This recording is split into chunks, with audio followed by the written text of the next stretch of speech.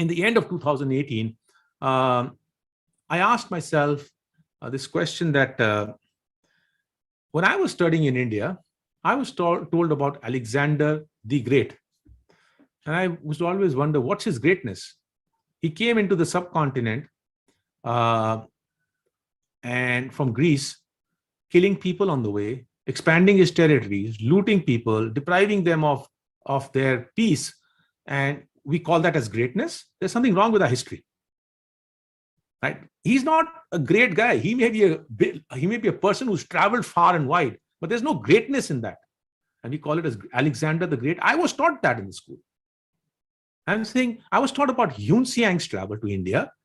I was taught about Marco Polo's travels around the world. I was taught about Columbus went in search for what was the golden goose, Indian subcontinent. And he landed up in America and he saw people of dark skin and he called them Red Indians, right? And thereafter was the birth of America. You know what? No one told me that Guru Nanak was from this land who traveled far and wide for 22 years of his life. And for what? To understand, Jab lag duniya rahiye Nanak, kich suniye kich kahiye. He was not to spread any religion. Boundaries of religions got formed much later. He was in a dialogue, constant dialogue. He was not demeaning anyone. There was no fights. In fact, I always say that you might want to project yours is better than someone else's, but that's not what you can describe Guru Nanak as. I mean, when I read the Siddh Ghost, and I've heard many people giving these discourses, every time there's an edge of mine is better than yours. And I read the Siddh Ghost, and it starts with this humble submission of the Siddhs bowing in front of Nanak and Nanak bowing in front of them. That's how you do a dialogue. That's how you initiate a discussion. You respect each other. And that's why Guru Nanak says, Jab lag duniya rahiye Nanak, kich suniye kich kahiye. So unless you can respect each other, you cannot have a dialogue. And yet, we see Guru Nanak has not been taught about in our systems. In Pakistan, he's eloped. Only recently, the interest has started rising. But he's been out of the courses. In India, he's not a part of the courses. It's just a passing mention. And I asked myself that, why can't we then make an attempt? We're trying to show Guru Nanak, not from my point of view. I'm trying to understand Guru Nanak from a diversity point of view, because that's what Guru Nanak is all about. Allegory, the word that we've chosen is not a common word, right? So it's a bit of a tough word, but I therefore want to just explain what do we mean by allegory. Guru Nanak has written nothing about his life, right? The closest he's written is, he writes about Khurasan khasmana kiya, Hindustan daraya. He's talking about the event of Babur having devastated the land on the west of River Indus, that time known as Khorasan, now divided into many countries. And he's come into the east of River Indus, Hindustan, right? Khorasan khasmana kiya, Hindustan daraya. Right? And he's talking to the divine that, did you not feel the pain of the devastation that he made in this region? But yet he does not tell us that where did this event happen? He does not even say that he's experiencing this event in Punjab. He did not say that. He's just talking about Khorasan and Hindustan. Now, was it in Bengal? Was it in South India? Was it in UP, Bihar, East Punjab, West Punjab? I don't know. But we have other sources to correlate. And we know that, okay, the narrative that's accepted is this was written by Guru Nanak in Aminabad, which is now in Pakistan, in West Punjab, on the forefronts of Babur's invasion into the east of India. But there are people of faith who have written about his life. And whenever people of faith will write about anyone's life, like in the case of Bible, which has been written by the people of faith, or anyone who writes any hagiographies, as we call them, hagiographies are bound to have biases in it because people of faith are writing it. And in the case of Guru Nanak, his earliest life accounts were documented 65 years after his bodily life by Bhai Gurdas, who's a very well accepted scribe in our Sikh community. And he talks about many Sikh gurus. He was there in the times of the Sikh gurus. And so therefore there's a lineage going on. For Guru Nanak, he does affirm one thing, that he traveled far and wide. He talks about him and Bhai Mardana traveling far and wide. But notice a few things. There's no Bala traveling with him in Bhai Gurdas's war. There's only Guru Nanak and Bhai Mardana traveling. And they have traveled far and wide, because he talks about the mention of Mecca, Medina, Baghdad, your Sumeru Parbat, and so on and so forth. But he does not give you enough of an account to be able to say, I can make an entire narrative out of it, or I can make an entire docuseries out of it. But then, after 65 years after his bodily life, and up till 150 years after Guru Nanak's bodily life, we have many others who start writing hagiographies, as we call them as Janam Sakhis, right?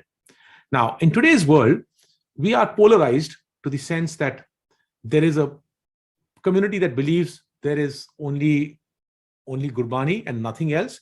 Well, yes, no one denies Gurbani is the spiritual aspect of it, what Guru Nanak wrote about how people should connect, right? Or how people should live. But that's not his life events, right? He's talking from his experiential insights and giving us something.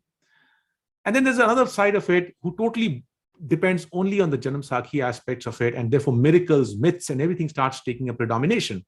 How do you find a mix of the two things? Because you can't throw the baby in the bathtub with the bathtub and say that, you know what, these are not written by X, Y, Z, and these have myths and miracles, and throw everything. Because if you throw everything away, you have nothing left. What you need is a bit of an intelligence, because when people in the creative space write something or draw something or express the creative aspect in music, there's an emotion behind it. Yes, that cannot be black and white, but life is not black and white. Life is a shade of gray, and you have to be able to understand the shade of gray. And to understand the shade of gray, you have to now understand and peel the layers behind the narratives that have been written by men of faith, recognizing that there will be biases in it. But the men of faith were yet living in the times of the Sikh gurus, but they were yet men of faith. The art works in Janam Sakhis by men of faith.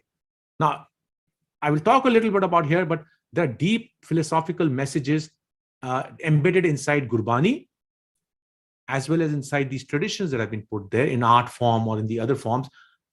And therefore, allegory basically is a term which means that in any narrative, in a long, big narrative, understanding the deep hidden message inside it. Allegory is a revelation of a hidden message. And the hidden message out here is the touchstone of Gurbani, based on which we want to understand Guru Nanak.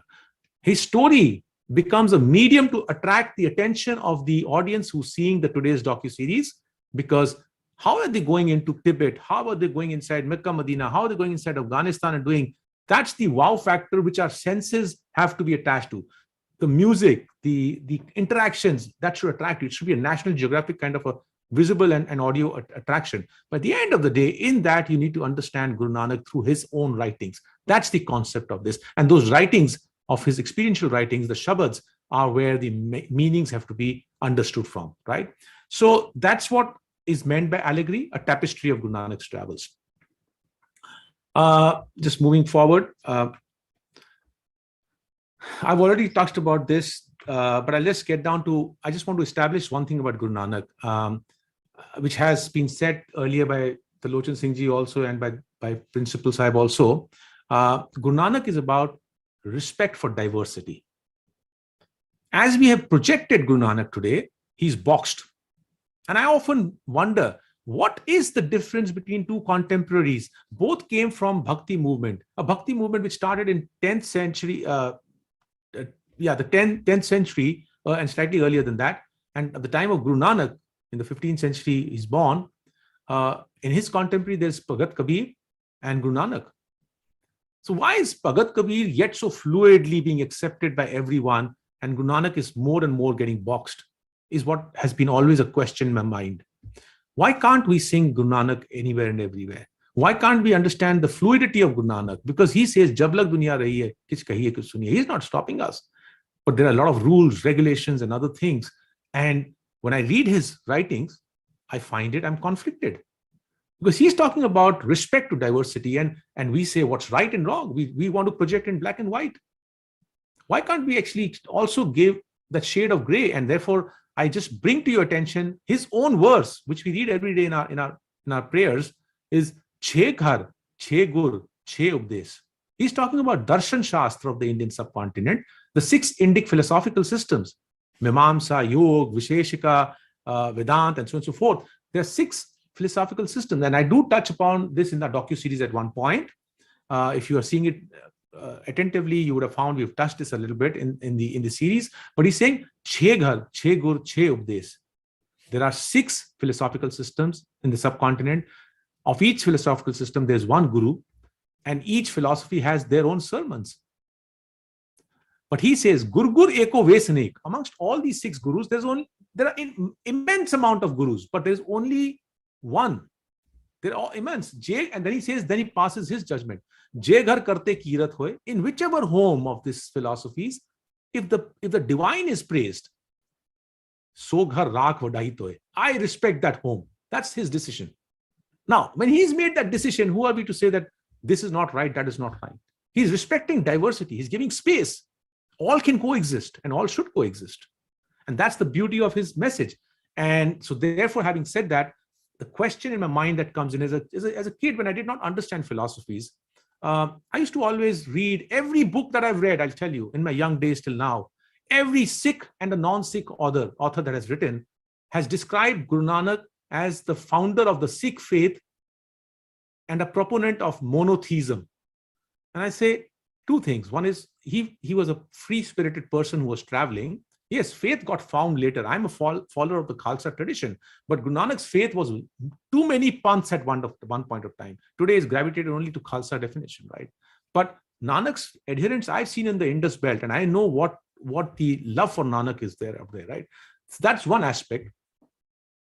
But when I look at Guru Nanak's second aspect, he was the proponent of monotheism. His was a monotheistic philosophy. And I say, all this time you taught me something which was garbage, all books. And I say, when will we set this right? And we are trying to do that in this docuseries time and again by using the term monism and not monotheism. When you say monotheism, it's a word of Abrahamic religion. In the Abrahamic religions, with all due respect to the Abrahamic religions, I have nothing against any religion and faith, but I'm trying to express what Guru Nanak actually is promoting. He's not promoting monotheism. His is a philosophy of what Bhagat Ravi Das says, Tohi mohi mohi tohi antar kaisa. So hum aap pachhane. Right? So he's not seeing any differentiation between the divine and me as an individual, or me and you as a human, or animal, or creation, or plants. We are all intertwined. That's a philosophy of oneness, of monism. Monotheism is an Abrahamic concept where you say divine is one, the son of divine, who's a prophet, is the other, and the entire creation is the third element before it. And the creation that includes us cannot be divine, and divine cannot be us. Now that's absolutely on the poles apart of what Guru Nanak is saying. So how do we call it monotheism? The British came to us, took us away from our own language, which is in the Guru Granth Sahib, the Indic spiritual traditions. He looks at that, they look at that, they couldn't understand what we're talking about. And they to use their term because they said, oh, he talks about oneness. Well, their concept of oneness is one God, and they gave us the word monotheism. And we've been printing our books time and again, and in all our papers, we're only talking about monotheism. And I say, I don't see Guru Nanak as a monotheistic person. When will we correct that? Because that's where the problem is. If you create duality in the divine and you have created duality in the entire creation as a seeding. So that's what we're trying to attempt to also set correct inside this docuseries. I don't know if people understand or no, but that's a humble attempt, right? But let's start and try and understand Guru Nanak's travels. His life spans from 1469 in the bodily form up till 1539, a 70-year life term, in which I'll jump to his travels portion. It's in the year 1504 that he starts his first travel at the age of about 35 years. And he travels for 22 years. And finally, he settles down. He does make a base in Kartarpur before his settling down. And then he embarks on his fourth Odyssey. But his fourth Odyssey finishes when he's 57 years of age. So he's traveled between 35 to 57 years of age, 22 years. Now, this is based on the assimilation of the various old historical texts, right? So I want to actually, again, point out here, this narrative of Guru Nanak, what is happening today from a travel perspective is, he's done 4 Odysseys based on the oldest historical text assimilation, as I said, up till 150 years of his lifetime. Between 65 years by Gurdas Ji and up till 150 years of his lifetime, there are only 2 people traveling, Guru Nanak and Bhai Mardana. There's no Bala traveling. And then after 150 years, there's another text that appears by Bala Janam Sakhi, and there's a third person who starts traveling. And Guru Nanak's travels start expanding and expanding and expanding to the extent that today, there is no point having any rational discussion with anyone because you are so biased in your understanding. I mean, you are basically trying to just send Guru Nanak anywhere and everywhere but your heart. So everywhere, every time I look at it, a Gurdwara opens on the frontiers. Let's say the Indian Army opens, they have a Sarv Dharm Sthal, they open a Gurdwara on the border, give it 10 to 15 years, people start visiting and suddenly Guru Nanak appears there. You have suddenly brought a Gurdwara in 1970s, opened in Leh Ladakh, and suddenly, rather than anchoring on the message of Guru Nanak, which has an ability to put an impression into your heart and dent your heart, you have suddenly put a rock there, which this Gurdwara did not exist between the mid-1970s, and suddenly a soldier dreams about Guru Nanak having appeared here, and a Gurdwara is made by the army, and today Guru Nanak has appeared there, and they put a stone there which is dented with the back of Guru Nanak. Now, is Guru Nanak worthy of only these dents and these other physical objects and trees and other things which we are all worshipping everywhere? Or he is to be given respect out of his writings? As I always say, this docuseries and its travels is not the reason why we are doing it. We're trying to put together a body of 260 verses to understand Guru Nanak from it.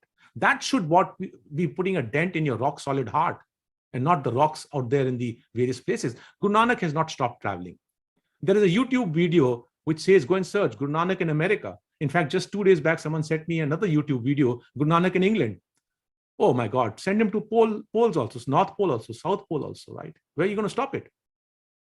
Guru Nanak in Azerbaijan. Guru Nanak, there's a fire temple in Azerbaijan, just because the traders from Multan and Sindh used to go there and they put plaques. The Udasin tradition put a plaque there of Ek Onkar and they put some Vedic mantras there. Now today Sikhs go and click that Guru Nanak came here. You think Guru Nanak was traveling with a chisel in his hand and putting Ek Onkars in every place that he was going? You think he was just digging wells at every place? You think he was just planting trees at every place? Think about it. Sorry if I'm hurting anyone's sentiments, but I'm talking that, anchor to the allegoric message of Guru Nanak's writings, right? So he basically traveled for 4 Udasis. And therefore, what we have done is we've tried to look at the texts, which are the oldest texts, and try to assimilate everything from this. And I've read a lot of texts, but I think, look, I'm not perfect. I'm not claiming to be perfect. I'm creating a historical documentation. I'm upfront saying I'm a human. I will make mistakes.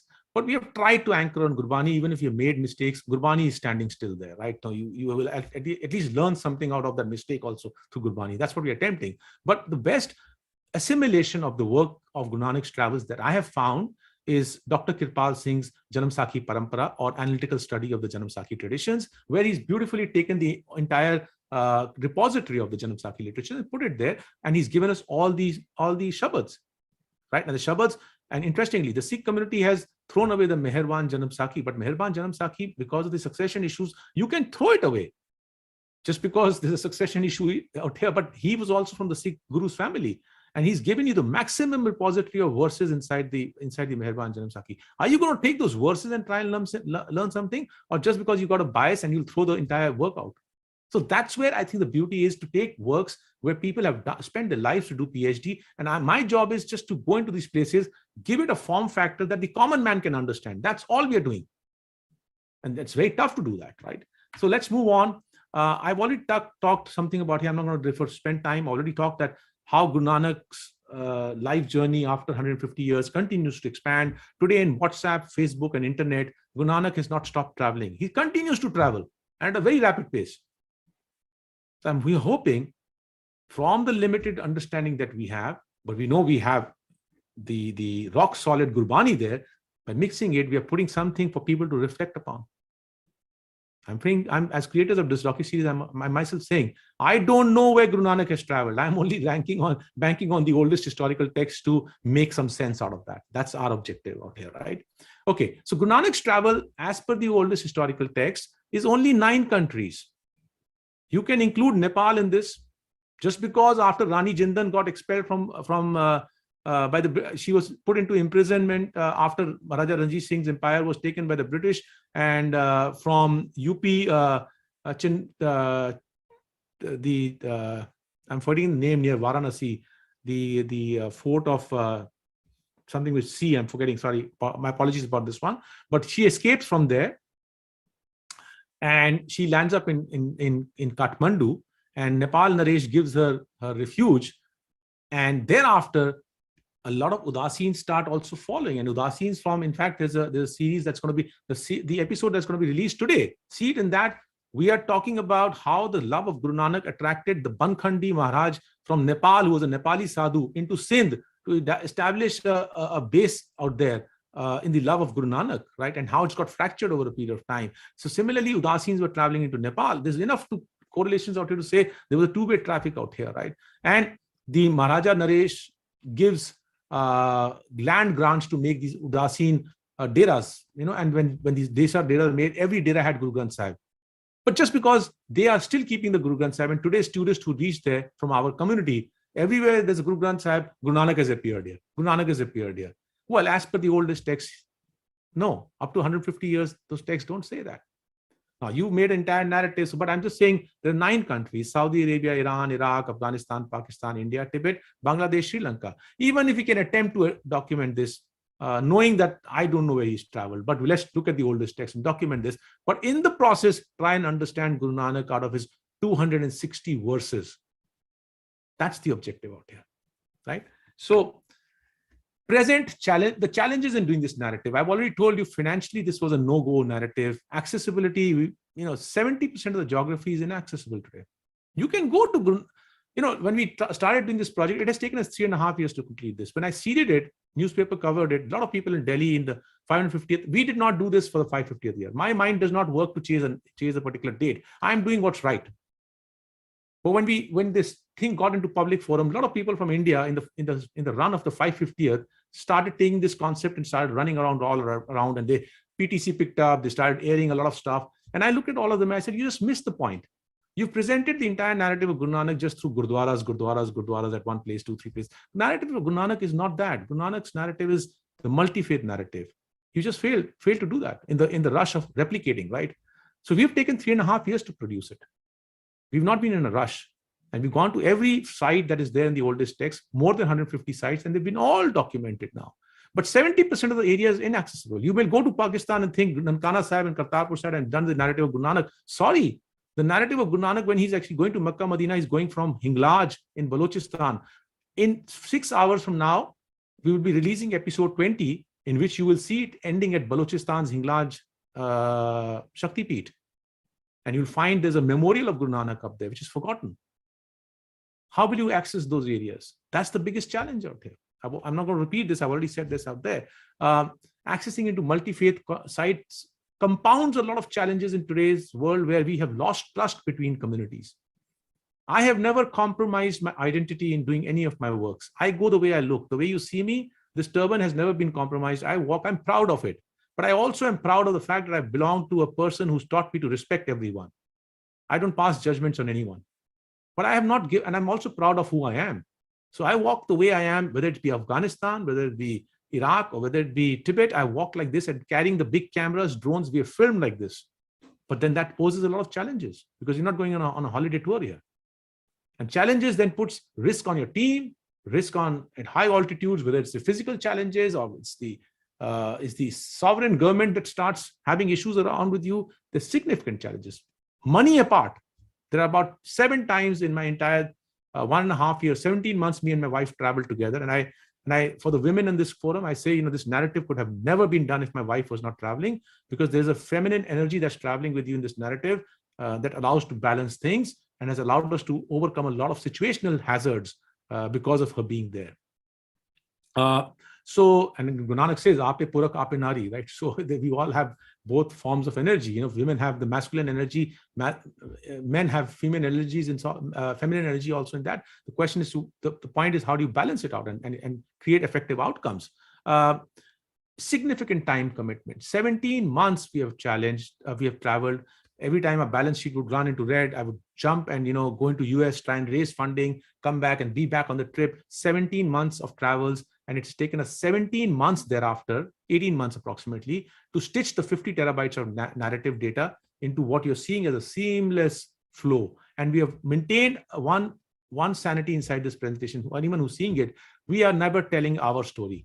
This is not about our story. This is not a travelogue about Amardeep Singh. This is not about what Amardeep faced in Afghanistan or what I faced in XYZ places. We have faced a lot of challenges, but we are not telling you that. This is with all the humble request about Guru Nanak. Someone has to tell it. Someone has to do the journey. And that happens to be me. But we've never told what we have gone through. And we will never tell that in such a narrative. That's a story for some other day if you're still breathing, right? So we're happy that we've delivered this. I'll just show you a few videos and try and bring this to a closure after a few more slides, but some audio visual I want to show you. Why the travels? Now in Pakistan, you've seen, I think this was in the previous episode 19, we entered from behind Kargil region into Pakistan region of Baltistan. It's a no-go zone. As a foreigner, you cannot travel. Some divine energies opened this up. Standing in the next to the Indus River, I have said what I felt as the spiritual energy that was taking us through this region of Baltistan, an uninhabited land, and what we felt there. I've said in that docuseries, episode 19. But in the same spirit, the videos that I'll show you now, a few of them, these have not been filled with professional cameras, because these are not docuseries videos. These are when I'm doing something, someone from my team just holds a camera, his mobile phone, and just clicks something, and I'm saying my heartfelt words, and that's what you're seeing out here. So these are not clips from the docuseries, but this is what some things that I've felt in the process. So biggest question at Baltistan, standing in front of the Indus River, in a different place, was why did Guru Nanak travel? And I want to share that. In the silent valley of Baltistan, standing in front of the flowing Indus River, on the right-hand side is the Karakoram range of mountain, and on the left is the Himalayan range of mountain. Looking at these mountains and the flowing river, I'm compelled to pose a question as to why did Guru Nanak go through such hardships to travel to such remote locations? Probably the answer lies in the nature itself. These mountains go through winter hardships to accumulate snow, which melts thereafter to become the source of life in the form of water for the people residing in the lower regions. Guru Nanak also went through such hardships to accumulate spiritual knowledge by interacting with people of different faiths. And then he bestowed this knowledge to the people for their spiritual upliftment. These are just a few of my words. Now, I want to share a little bit on the structure of the Allegory docuseries, because it's important to understand in this academic forum as to how we're trying to present this, right? We are not being very explicit about it because we are in the creative space. I don't think creativity needs to be spelled out as A, B, C, D, or 1, 2, 3, 4.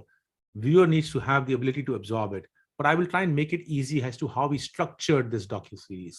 Because storytelling has to have a structure. It cannot be random stuff. You've collected so much of data across so many countries. It has to seamlessly flow through. So I'm going to talk a little bit about this inside. You're seeing 3 big boxes here: Guru Nanak, diversity, and contemporary. So let's talk about each box first, right? So in the Guru Nanak's narrative, this is about Guru Nanak's travels. So in the Guru Nanak's narrative, there are 3 small sub boxes in yellow. First and foremost, this narrative is about telling Guru Nanak's narrative by going to the multi-faith sites of different traditions in the 9 nations. And then wherever the Sikh community has celebrated Guru Nanak's arrival in that region by making whether it be a Gurudwara or whether the lovers of Guru Nanak, who may not be as we define today as Sikhs, but they have a faith with Guru Nanak, have made either an Udasin shrine which still stands, or a Nirmala shrine, or a Sutra Panthi shrine, or it could be anyone, the Nanak Panthis of Indus, their love for it. We will give space to that also. But Guru Nanak did not travel into the sites which the adherents of Guru Nanak have made, but we are going to start the narrative always from the sites which are where it is believed Guru Nanak went and the dialogues that he had, and then bring to the end to say that, and he also, and the community also made this in the memory of his visit in this place. Therefore, we are covering all the aspects, right? And we are being, as a principle, neutral. This is not about Sikhism. Guru Nanak's narrative is not about Sikhism. Guru Nanak's narrative is about Guru Nanak, period. And if anyone who loved Guru Nanak and made something in respect of Guru Nanak, we will give it space. Someone who's seeing this might say that, why are you giving space to this and that? Well, history evolves over a period of time. If you're trying to be true to Guru Nanak, you have to present it like that because we don't have biases. So that's how we're presenting this story. Now, in the presentation of the story, you're anchoring on the old historical texts. Now, old historical texts have myths, mythologies, and other aspects. I'll pick up one of them, okay? In the Janam Sakhi artworks, often it's shown that when Guru Nanak goes to Asadesh, which is in the eastern part of India, which is where the feminine energy, the Shakti is worshipped, and tantric worship was quite prevalent even that time. Even now, Kamakhya place, it's known for tantric worship, right? And the goddess is a feminine worship form, Shaktiism, right? And when you go in that place, when he went in that place, the Janam Sakhi artworks say that, and plus the Janam Sakhi text says that Guru Nanak was capsized was taken into the his thing. He was taken over by the feminine people, the ladies inside these Shakti places of worship of Shaktism, and those ladies transformed him into a ram, a bakra. Okay, on the face of it, you'll read this and you say, okay, the Janam Sakhi artwork out there, you see, there's a bakra tied to a pole, and there's a rabab lying down below. That rabab is next to the bakra, because what that's representing is the women have captured him, and he's more on the women's side, and there's a rabab lying there, it's tied there. Now you look at it and you say, ki bakwas hai, sutto. Mithya hai, sutto. Yeah, you can throw it. But have you tried to understand the shade of gray as to what the artist is trying to tell? Artist is trying to tell something which is very simple, because the Shabad of Guru Nanak, because the ladies afterwards are tying a thread to him. So read the whole Shabad that's attributed to him out there. And we have got this in the Kamakhya episode, right? And what that tying of the thread represents, I'll not try and explain there, but I just want to actually explain one point. When your mind is capsized, फिर तुसी भेड़ चाल विच आ जांदे हो. जो तुहानू कोई कहेगा as a भेड़ चाल, you start following it. That's the capsizing of the mind that's being referred to in this allegoric meaning of Guru Nanak's Shabad, and how to keep your mind open and not be capsized by a pehd chal. That's what represents physically in this artwork as Mardana being transformed into a pehd. It was not physical transformation. It was his mind that was capsized and fell into the pehd chal. That matches with the message of the Guru Bani Shabad. And there's no ifs and buts about it. So you can throw it because you've not developed the capability to understand that artist's projection, but they were not, don't undermine them. They were also pillars of our faith, right? Then the next one is the musicology. So there are two aspects in the musicology. You'll find we have actually three. So we've not used any percussion instrument for the simple reason, tabla and pakhavaj, except for the Bhagat's Banis. And I'll come to that in the diversity. But wherever we are traveling, there's a male voice that's singing, which is Satnender Singh Bodal. Satnender Singh Bodal, he's from the lineage of Pai Gulbagh Singh, Pai Dalbagh Singh, Onade Chacha Sige. Young boy, he's a great talent that'll grow into something really great, because the way he sang for us in the Corona environment, one takes for every Shabad, and we have recorded all this in a very limited resources, in a home studio made with all these gaddas and pillows being put around to muffle the voice, because studios were not open. But the person, one take, and he would give us the voice. He represents, whenever he sings, the male voice sings. We, in this entire docuseries, we're not showing any Guru Nanak in any personified form. There's no one acting as Guru Nanak, right? But when Guru Nanak's verse is sung, you should know that Guru Nanak's, in the text, it's written, Guru Nanak said the following in Baghdad. And when that situation comes, the meeting with Abdul Qadir Gilani Sahib, and then that verse comes out, it's Guru Nanak's response to that situation. That verse, that male voice, is Guru Nanak's singing. That voice represents. The female voice is the singer from Pakistan, Salima Khwaja. By the way, it took us 6 months to get her to understand some of the rags which they have been deprived from the Sikh tradition because of the partition of the Indian subcontinent. And it took us about 6 months to get her to train across the internet with the guidance of Satnender Singh Bodal.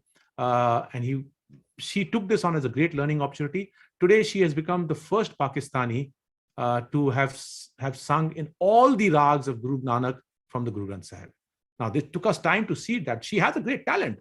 And we spotted her voice and we wanted to do that. She's a great person, but there were knowledge of some rags that were missing, like Gaudi Gwareri. They know Gaudi, but they don't know Gaudi Gwareri. So that's the musicology aspect. And whenever she sings, it's representing my soul. You got to understand me as a host. is traveling on Guru Nanak's footsteps 550 years after his life to understand Guru Nanak. And in the process of my traveling, I am seeing things that are broken. I'm seeing things that are working fine. I'm seeing things that are posing questions to me in my mind. And the answers of that, I'm not going to find and make judgments. I'm going to ask Guru Nanak for that answer. And Guru Nanak's verse, when my soul sings in the female's voice, helps me to understand that situation I'm encountering. That's what this musicology aspect is. Diversity, we've added a third singer. So between the two musicians that we talked about, one is a Sikh, one is a Muslim, and the diversity aspect, we've also made a decision to make detours to the places of 14 saints. Like when we are traveling through Bengal, now Bhagat Jayadev lived 200 years before Guru Nanak, 200 plus years before Guru Nanak. So we make a point to travel to his place in passing through Bengal, knowing that Guru Nanak and Bhagat Jayadev could not have met physically, but they met in the scripture. They met in the Guru Granth Sahib. The philosophy met in Punjab and has been enshrined in the Guru Granth Sahib. So they have traveled together. And we say, philosophically, they've traveled together. Let's give respect to these other saints, Bhagat Kabir, Bhagat Namdev, Tanna, and so on and so forth. I'm around in their region. It's Guru Nanak, Bhagat, Baba Farid, and so on and so forth. So we bring in 14 saints inside it. But whenever the saints are being visited, their sites are being visited, we are having a third voice saying, who is the guru of Satninder Singh Bodal. His name is Satninder Singh Bodal, comes from a tradition of musicians, but Kirtan Karana, but yet he has gone through a training, and B.S. Narang Sahib, who did the recording for us, and just 2 weeks later, for 2 years he didn't record because he had a heart attack. And we think it's a blessing, because when he agreed to do this recording for us, we recorded him in his home, and he did this recording, and 2 weeks later he passed away in Jalandhar. He's a Hindu, and he sang these 14 verses. But whenever he sings, there's a rabab playing with that, because we are personifying that Bhagats were not traveling. Bhagats were pretty much static in their own region. And therefore, when you're static in your region, the percussion instrument can come in. But when people are traveling, the percussion cannot be there, because Bhai Mardana and Guru Nanak traveling, there was no percussion instrument. Rabab is the percussion string instrument inside it. That's how we've structured this. Contemporary aspects, as I've said, whenever I'm thinking of something, Salima's voice resonates that back to me. That's the structure. So these are the two prime pillars of our docuseries. We have done our part, but without music, without the soul, Satninder Bodal and Salima Khwaja, our heart goes out to them. Thanks to them. Each one has sung 130 verses for this docuseries. 260 verses are out there inside this. I'll just give you, we recently had a Maja House event in which I got both the singers on the same platform, because we want to expose them. We want to understand. Satninder, when he recorded this entire docuseries, he was 26 years old. And now he's 28 years old, right? So imagine what a potential of talent we have. And we need to give space to these people, right? So we thank them. And so we just recently had, I'll give you one small section. This Shabad has been sung by him in 9 matras in our episode on Jagannath Temple. So he's going to just give us a peek into this. की composition ਸੀ 13 ਮਾਤਰੇ ਦੇ ਵਿੱਚ, ਉਹਦੇ ਵਿੱਚ ਅਸੀਂ की composition ਸੀ 13 ਮਾਤਰੇ ਦੇ ਵਿੱਚ, ਉਹਦੇ ਵਿੱਚ ਅਸੀਂ ਗਾਈ ਹੋਈ ਹੈ। ਰਬਾਬ ਦੇ ਨਾਲ ਉਹ ਬੀਟ ਥੋੜਾ ਦੇਣ ਦੀ ਕੋਸ਼ਿਸ਼ ਕੀਤੀ ਸੀ। ਮੈਂ ਥੋੜਾ ਇਹਨੂੰ ਖੁੱਲਾ ਸੁਣਾਉਣਾ। ਧਨਾਸਰੀ ਰਾਗ ਵਿੱਚ ਕੈਸੀ ਆਰਤੀ ਹੋਏ ਭਵਖੰਡਨਾ ਤੇਰੀ ਆਰ। ਨੀ ਜ ਗ ਮ ਪ ਨੀ ਜ਼ ਨੀ ਦ ਮ ਪ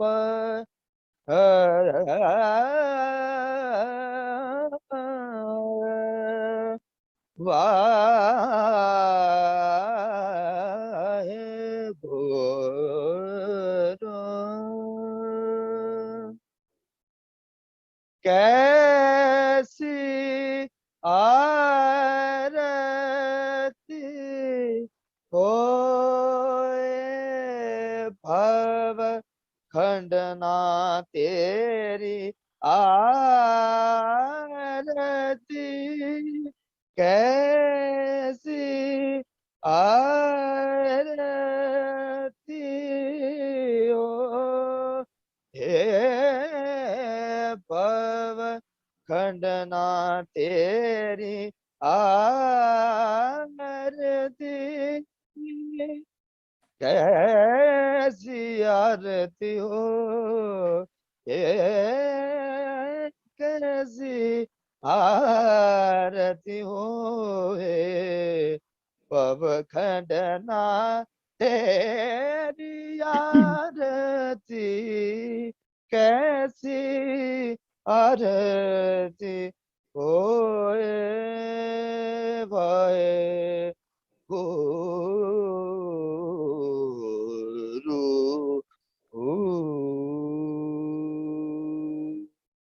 So moving on from here, I want to give a small peek to Salima. It's a very small clipping from the same session, but I feel it's a musicology session.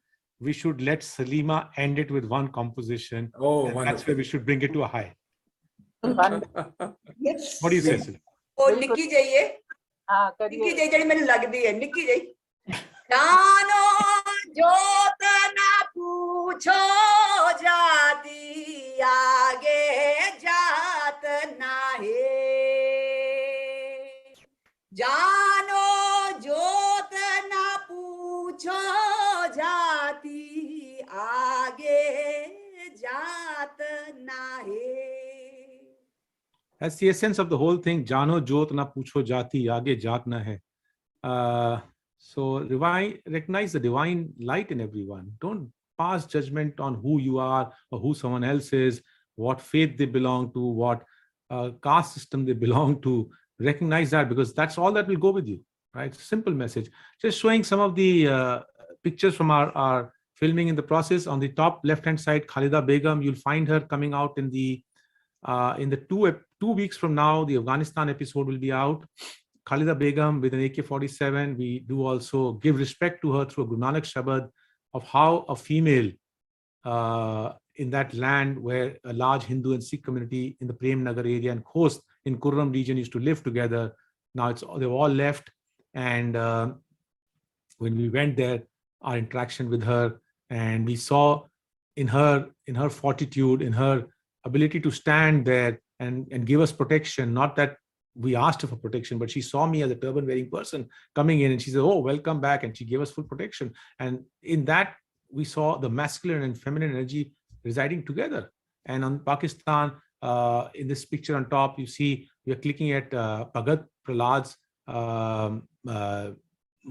temple in Multan next to Sheikh Bahauddin Zakaria's shrine, where Guru Nanak is believed to have visited. The reason why we had to bring this in was because in Asa Diwar, Guru Nanak has talked about Bhagat Prahlad and Hinakish, right? Har Jug Jug Bhagat Upaya, right? In Asa Diwar. So basically, we had to then give this aspect of the narrative. In Tibet, next to the banks of Satluj, in Iraq, that's my wife Nikki. In India, the Nath tradition was at the peak from Afghanistan to Pakistan to India to Bangladesh and up to Nepal and till Tibet.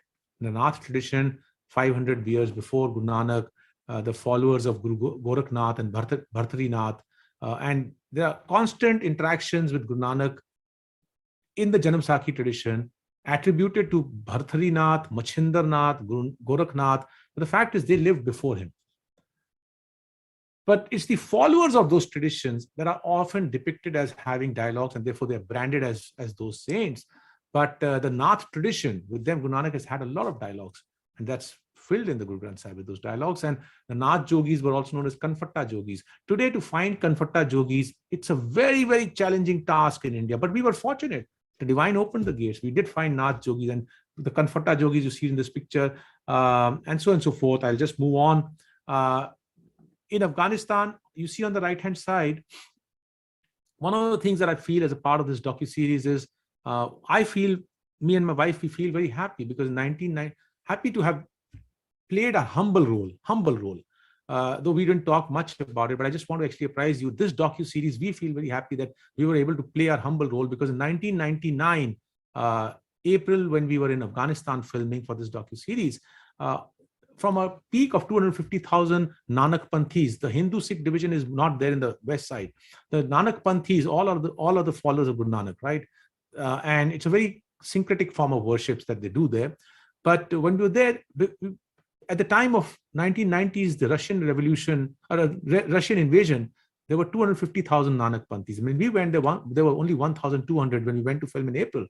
Today, there are only about 100 left, right? But when I saw the plight, I did reach out to a lot of people in 1999 after April in the US and the Western world to try and help to move these 100-odd families stuck there, 120 families stuck there, right? Now, it has taken a while for the community to respond, but what we seeded there, then we met the Indian ambassador, we did a lot of stuff there.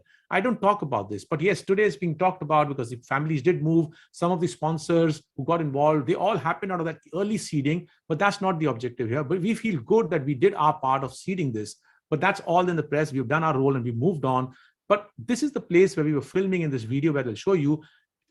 In 2020 April, when the attack happened in the Gurdwara and people were shot at, we were filming in this same place 2 years before, just 1 year before, and I'll show you this, the same place, right? And we found the descendants of the Muslim singers who once used to sing in the Gurdwara, and we got the descendants to actually sing for us. For years, they've not sung, but we requested them to remember from the memory. So excuse them for the accent, because they've not been now doing this in the traditional form, because there's not any community left there. But from their memory, they sang something, and we just want, and go in the respect of Guru Nanak.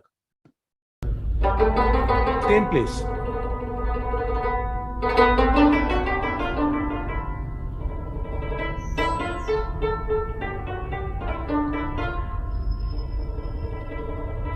शक मोहब्बत ना निकाल का कर पार मुकाम राजा साथी कर गए सच को शक मोहब्बत ना निकाल का कर पार मुकाम राजा साथी कर गए सच को मुकाम राजा साथी कर गए सारे मोहब्बत 2 weeks from now, the Afghanistan episode will be released on the on the website, and you can see the entire series inside episode there, the entire episode there, and you'll find more details about these lost linkages and traditions about these people who still are remembering a few strands about Guru Nanak through a tradition that's totally eloped now, right? In episode 2, on the second half, we've tried to touch on some of the lost Rababi traditions and how that tradition went into, not by the DNA, but through passing of knowledge into the hands of and the laps of Salima Khwaja, who is the lead singer of this docuseries.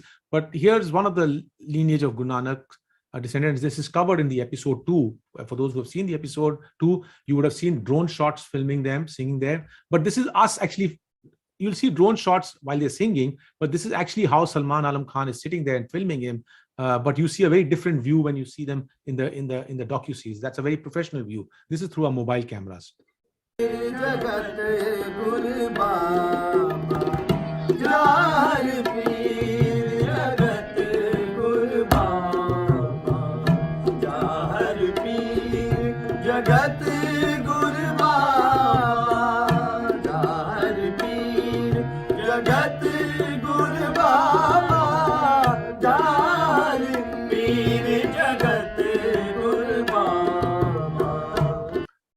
Moving on, I'm just giving you a flavor of the production team. We've had a very diverse, if you go to the website and you see under the team, this in the spirit of Guru Nanak, we are blessed that we've been given people. I can tell you clearly, me and my wife, Nikki, have not interviewed a single person who has contributed in this project. In such a large project, we work purely on our emotions and blind faith that the divine is enabling this, and divine will find us the right people.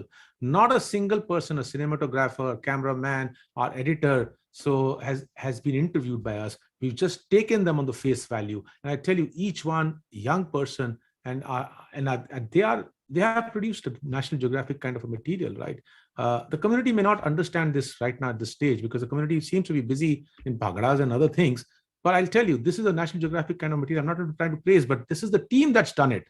We only had the vision. And this team, the beauty of this team is this is a diverse team across Hindus, Muslims, Sikhs.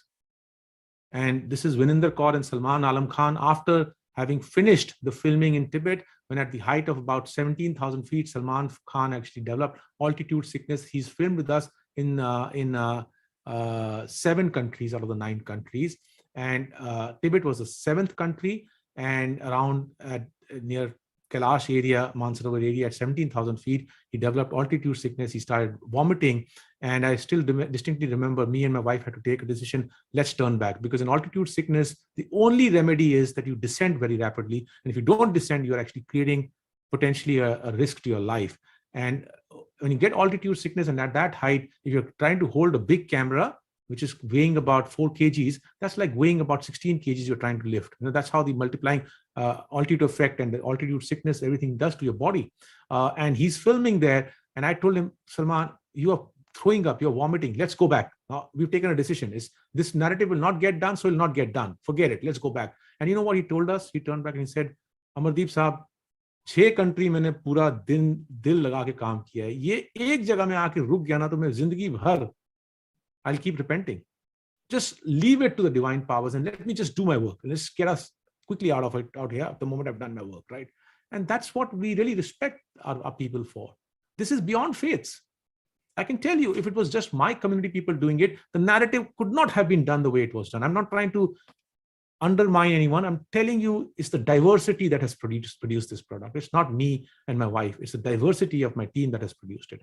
And so this is a moment of happiness when we descended, and me and my wife and Salman on that bridge. Our India team, again, a great people, Deepak Verma, Pramod Vishwakarma in India, Fahad Maqbool in the Baltistan area. This entire narrative for people, who know filmmaking, you can do the best of the filming, but they say in the filmmaking, if you can't, you can make or break a film in the editing phase. Fahad Kamran Fazal, he's from Pakistan. We brought him into Singapore. This one person has dealt with 50 terabytes of data, filmed over 17 months, maps, music, artworks, put it together in this entire narrative, which you see today. So it's salute to him that he's created a seamless experience, right? You see the raw files are not presentable, and you'll say to cut it out, present in a seamless manner. This is all his work, right? So thanks to this team that you see what it is there.